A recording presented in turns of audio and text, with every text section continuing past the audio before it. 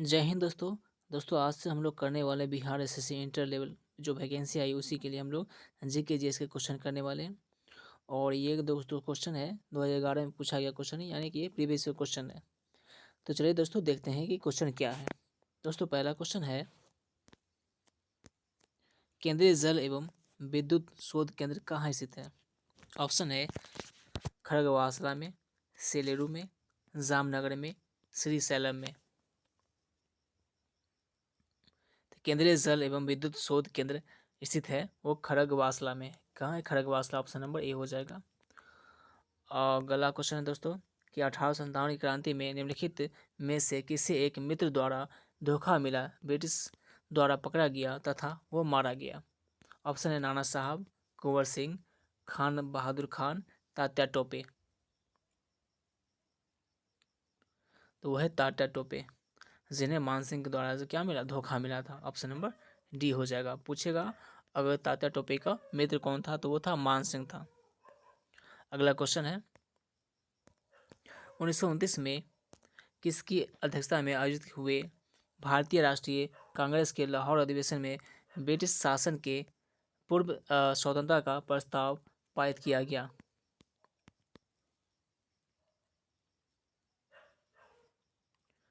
ये किया गया था दोस्तों जवाहरलाल नेहरू के समय। तो ऑप्शन नंबर सी हो जाएगा। अगला क्वेश्चन है कि राज्य के नीति निर्देशक तत्व का कौन सा सिद्धांत महात्मा गांधी के दर्शन से जुड़ा हुआ है। ऑप्शन है धन का एक समान वितरण, ऑप्शन बी है ग्राम पंचायतों की स्थापना, ऑप्शन सी है प्रबंधन में श्रमिकों की भागीदारी, ऑप्शन डी है अंतर्राष्ट्रीय विवादों की शांतिपूर्ण समाधान। तो इसका उत्तर हो जाएगा ग्राम पंचायतों का स्थापना हो जाएगा। ऑप्शन नंबर बी हो जाएगा। बात करें दोस्तों कि ग्राम पंचायत जो है वो हमारा आर्टिकल किसमें, आर्टिकल 40 में, अनुच्छेद 40 में इसका वर्णन किया गया ग्राम पंचायत के बारे में। अगला क्वेश्चन है कि हड़प्पा सभ्यता संबंधित है। ऑप्शन है कांस्य युग से, नवपाषाण युग से, पाषाण युग से और लौह युग से। तो हड़प्पा सभ्यता जो संबंधित है ये कांस्य युग से संबंधित, ऑप्शन नंबर ए हो जाएगा। अगला क्वेश्चन है कि भारत और चीन के बीच सीमा बनाने वाली रेखा है। भारत और चीन के बीच में सीमा कौन सी रेखा बनाती है। तो वह दोस्तों मैकमोहन रेखा, ऑप्शन नंबर बी हो जाएगा। अगला क्वेश्चन है कि नीचे दी गई घटनाओं को सही तिथि क्रम क्या है, ये बताना है। पहला है SLV-3 लॉन्च, बांग्लादेश का बनना, सिक्किम भारत का 22वां राज्य बनना, और चौथा है पोखरण फर्स्ट परीक्षण। इसको तिथि क्रम में सजाना है।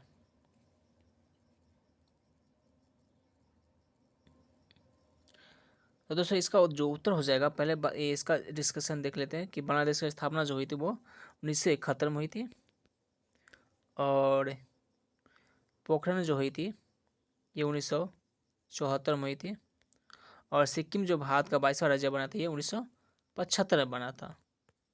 और बच गया ये SLV-3 लॉन्च जो हुई थी वे 2001 में हुई थी। तो इसके हिसाब से हो जाएगा पहला नंबर बांग्लादेश का बनना हो जाएगा, यानी दूसरा नंबर पहला हो जाएगा। तो 2-2 ऑप्शन ए और सी में है। उसके बाद हो जाएगा 1974 में पोखरण का पहला परीक्षण हुआ था, तो 2-4-3-1 हो जाएगा, ऑप्शन नंबर ए हो जाएगा इसका उत्तर। अगला क्वेश्चन है कि निम्नलिखित में किन देशों के समूह से भूमध्य रेखा गुजरती है। किन देशों के समूह से भूमध्य रेखा गुजरती है, यानी इक्वेटर लाइन गुजरती है। तो वो देश है कौन कौन। वो देश है दोस्तों कोलंबिया, केनिया और इंडोनेशिया है। कोलंबिया, केनिया और इंडोनेशिया से कौन सी रेखा गुजरती है, तो भूमध्य रेखा गुजरती है, ऑप्शन नंबर बी हो जाएगा। अगला क्वेश्चन है कि चीनी यात्री ह्वेंगसंग ने भारत का भ्रमण किया। ऑप्शन पहला अशोक के शासनकाल में, ऑप्शन बी है चंद्रगुप्त मौर्य के शासनकाल में, और ऑप्शन सी है हर्षवर्धन के शासनकाल में, ऑप्शन डी है चंद्रगुप्त द्वितीय के शासनकाल में। तो दोस्तों इसका उत्तर हो जाएगा कि चीनी यात्री ह्वेंगसंग जो है वो हर्षवर्धन के शासनकाल में भारत आया था, तो ऑप्शन नंबर सी हो जाएगा। अगला क्वेश्चन है संपूर्ण क्रांति का आह्वान किया गया था। ऑप्शन पहला महात्मा गांधी के द्वारा, भगत सिंह के द्वारा, डॉक्टर भीमराव अम्बेडकर के द्वारा, जयप्रकाश नारायण के द्वारा। संपूर्ण क्रांति का आह्वान किया गया था, ये किया गया था जयप्रकाश नारायण के द्वारा। ऑप्शन नंबर डी हो जाएगा। अगला क्वेश्चन है विंग्स ऑफ फायर का लेखक कौन है? ऑप्शन है एपीजे अब्दुल कलाम, अरुंधति रॉय, जवाहरलाल नेहरू, राजीव गांधी। तो विंग्स ऑफ फायर का लेखक जो है वो एपीजे अब्दुल कलाम है। ऑप्शन नंबर ए हो जाएगा। अगला क्वेश्चन है भाखड़ा नांगन बांध स्थित है? ऑप्शन है रावी नदी पर, सतलुज नदी पर, चिनाब नदी पर, गंगा नदी पर। तो भाखड़ा नांगल बांध जो है ये है सतलुज नदी पर है। ऑप्शन नंबर बी हो जाएगा। अगला क्वेश्चन है कि कलहन द्वारा रचित राज तरंगिणी में वर्णन है? ऑप्शन है गीतों का संग्रह, कश्मीर का इतिहास, चंद्रगुप्त के शासन के बारे में, या इनमें से कोई नहीं। तो इसका उत्तर हो जाएगा कश्मीर का इतिहास के बारे में है। ऑप्शन नंबर बी हो जाएगा। अगला क्वेश्चन है कि राजा राम मोहन राय का संस्थापक, राजा राम मोहन राय संस्थापक थे किसके? ऑप्शन है आर्य समाज के, ब्रह्म समाज के, रामकृष्ण मिशन के, या प्रार्थना समाज के। तो ये राजा राम मोहन राय जो थे वो ब्रह्म समाज के क्या थे? संस्थापक थे। ऑप्शन नंबर बी हो जाएगा। अगला क्वेश्चन है कि मैगी नोट रेखा किन देशों के मध्य स्थित है?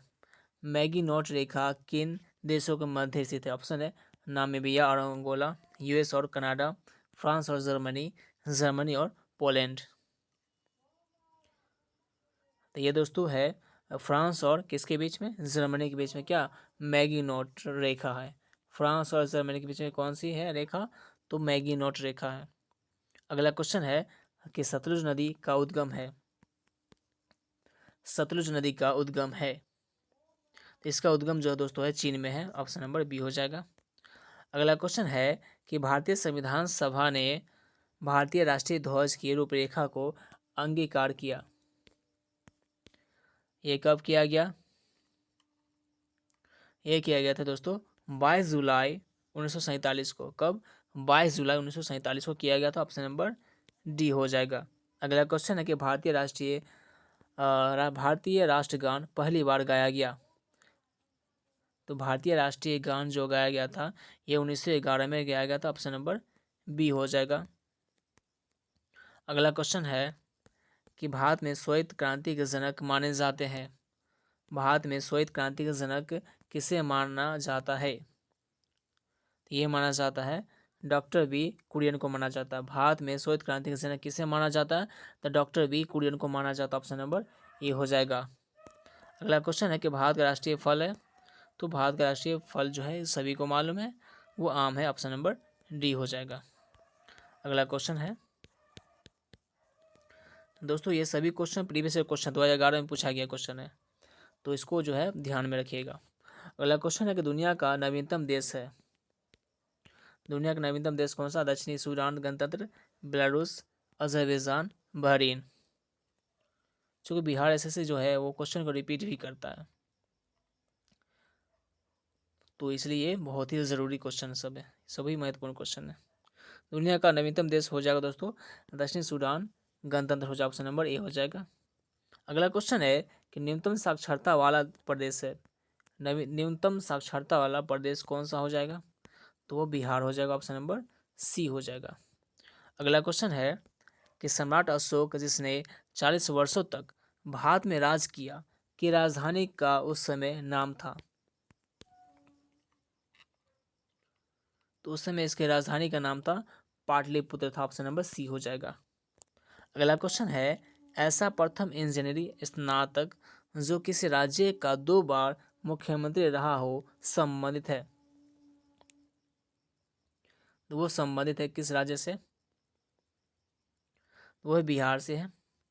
ऑप्शन नंबर क्या हो जाएगा? बी हो जाएगा। अगला क्वेश्चन है निम्नलिखित में से कौन सा देश आसियान का सदस्य नहीं है? कौन सा देश आसियान का सदस्य है? ऑप्शन है Vietnam, Brunel, Darussalam, Bangladesh, Myanmar. तो आसियान का सदस्य इसमें बांग्लादेश जो है वो नहीं है, ऑप्शन नंबर सी हो जाएगा। अगला क्वेश्चन है, उस राज्य का नाम बताइए जहां से भारत का प्रथम राष्ट्रपति चुना गया। तो वो है बिहार है, ऑप्शन नंबर डी हो जाएगा। अगला क्वेश्चन है कि सिखों के 10वें गुरु गुरु गोविंद सिंह का जन्म हुआ था अमृतसर में, दिल्ली में, पटना में या कोलकाता में। तो इसका उत्तर हो जाएगा पटना में, ऑप्शन नंबर सी हो जाएगा। अगला क्वेश्चन है 1946 में गठित अंतरिम सरकार में डॉक्टर राजेंद्र प्रसाद किस विभाग के मंत्री थे। रक्षा या विदेश मामले तथा राष्ट्रमंडल संबंध या फिर खाद्य एवं कृषि या उपरोक्त में से कोई नहीं। तो ये मंत्री जो थे वो खाद्य एवं कृषि के थे, ऑप्शन नंबर सी हो जाएगा। अगला क्वेश्चन है कि वैश्विक तापमान के बढ़ने की समस्या से निपटने के लिए अपने लोगों पर कार्बन कर लगाए जाने का प्रस्ताव करने वाला विश्व का पहला देश निम्नलिखित में से कौन सा है। Option Australia, Germany, Japan, New Zealand. तो वो देश है न्यूजीलैंड है, ऑप्शन नंबर डी हो जाएगा। अगला क्वेश्चन है कि निम्नलिखित में से किस क्षेत्र में 2005 में इंदिरा गांधी परमाणु अनुसंधान केंद्र ने उल्लेखनीय उन्नति की। ऑप्शन है कि पहला कि फास्ट ब्रीडर टेस्ट रिएक्टर के यूरेनियम प्लूटोनियम मिश्रित कार्बाइड ईंधन का पुनर्संसाधनीकरण। ऑप्शन बी है धातु कर्म में रेडियो आइसोटोम्स के नए अनुप्रयोग। ऑप्शन सी है गुरु जल के उत्पादन हेतु एक नई प्रौद्योगिकी। ऑप्शन डी है उच्च स्तरीय नाभिकीय कचरे के प्रबंधन हेतु एक नई प्रौद्योगिकी। तो इसका जो उत्तर हो जाएगा दोस्तों ऑप्शन नंबर ए हो जाएगा। अगला क्वेश्चन है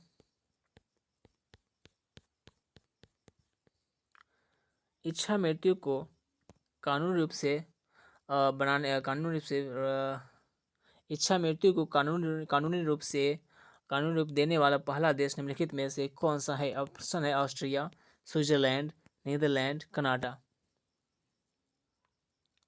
वो देश है नीदरलैंड है, ऑप्शन नंबर सी हो जाएगा। अगला क्वेश्चन है निम्नलिखित में से कौन सा आयोग सर्वप्रथम भारत के संविधान की किसी धारा के अंतर्गत किसी निश्चित प्रावधान के अनुपालन में स्थापित किया गया। ऑप्शन है पहला विश्वविद्यालय अनुदान आयोग, राष्ट्रीय मानवाधिकार आयोग, चुनाव आयोग, केंद्रीय सतर्कता आयोग।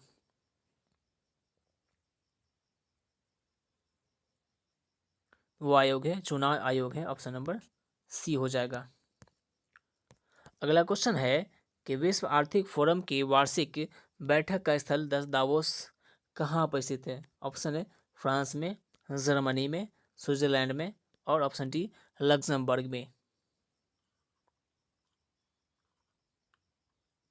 तो इसका उत्तर हो जाएगा स्विट्जरलैंड में, ऑप्शन नंबर सी हो जाएगा। अगला क्वेश्चन ओलंपिक खेलों में किस खेल के लिए बेल बार्कर कप प्रदान किया जाता है। ऑप्शन है तैराकी, मुक्केबाजी, लंबी कूद या ऊंची कूद। तो इसका उत्तर हो जाएगा मुक्केबाजी, ऑप्शन नंबर बी हो जाएगा। अगला क्वेश्चन है कि प्राचीन नगर तक्षशिला निम्नलिखित में से किनके बीच में स्थित है। ऑप्शन है सिंधु तथा झेलम, झेलम तथा चिनाब, चिनाब तथा रावी। ऑप्शन डी रावी तथा ब्यास। तो इसका उत्तर हो जाएगा सिंधु तथा झेलम हो जाएगा, ऑप्शन नंबर ए हो जाएगा। अगला क्वेश्चन है कि निम्नलिखित में से कौन सा विद्रोह बंकिम चंद्र चटर्जी के उपन्यास आनंद मठ के द्वारा प्रसिद्ध हुआ है। ऑप्शन है भील विद्रोह, रंगपुर तथा दीनापुर विद्रोह। ऑप्शन सी है विष्णुपुर तथा वीरभूम विद्रोह। ऑप्शन डी है सन्यासी विद्रोह। तो इसका उत्तर हो जाएगा दोस्तों सन्यासी विद्रोह हो जाएगा, ऑप्शन नंबर डी हो जाएगा। अगला क्वेश्चन है निम्नलिखित में से कौन सा कथन सत्य नहीं है। ऑप्शन पहला कि महानदी का उद्गम छत्तीसगढ़ में है। ऑप्शन बी है कि गोदावरी नदी का उद्गम महाराष्ट्र में है। ऑप्शन सी है कावेरी नदी का उद्गम आंध्र प्रदेश में है। ऑप्शन डी है कि ताप्ती नदी का उद्गम मध्य प्रदेश में है। इसे बताना कौन सा कथन सत्य नहीं है, यानी गलत कथन को बताना है।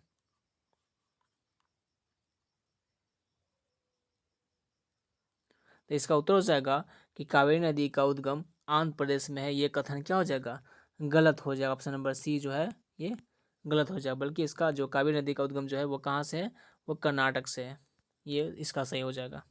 अगला क्वेश्चन है कि निम्नलिखित में से कौन एक हिंदुस्तानी शास्त्रीय गायक है। ऑप्शन है गीता चंद्रन, लीला सैमसन, गंगूबाई हंगल, स्वप्न सुंदरी। तो इसका उत्तर हो जाएगा गंगूबाई हंगल हो जाएगा। ऑप्शन नंबर सी हो जाएगा। अगला क्वेश्चन है कोलंबो से अल्मोड़ा तक व्याख्यान निम्नलिखित में से किसके अनुभवों पर आधारित है। ऑप्शन है वीर सावरकर, एनी बेसेंट, रामकृष्ण परमहंस, स्वामी विवेकानंद। तो इसका दोस्तों उत्तर हो जाएगा स्वामी विवेकानंद हो जाएगा। ऑप्शन नंबर डी हो जाएगा। ऑप्शन नंबर डी इसका सही उत्तर हो जाएगा। तो दोस्तों आज की इस वीडियो में इतना ही रखते हैं, फिर मैं इसका जो बच गया क्वेश्चन वो अगले पार्ट में करने वाले हैं।